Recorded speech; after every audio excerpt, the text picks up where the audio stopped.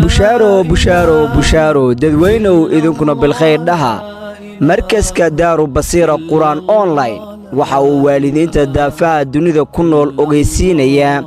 waalid ma doonaysaa in ilmahaagu muddo yaroo kooban uu xaafid quraan kuugu noqdo yeeshana dhaqan suuban iyo weliba aqoon waafiya ma u weyday inaad u hesho macallin fiican oo mustaqbal lama hadiya u yagleela ilmahaaga yar haddii ay waalid jawaabtaadu tahay haa hore ula xidhiidh daaru basiira quraan online oo ah horseedka dugsiyada habka online-ka ku dhiga adiga iyo ilmahaaga yar waxaa laydinku bari doonaa xifdiga qur-aanka kariimka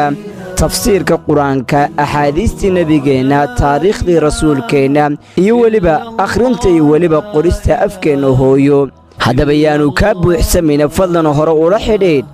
daaru basiira quraan online faahfaahintana weydii taleefannada shaashada kaaga muuqda ballanteenna waa daaru basiira quraan online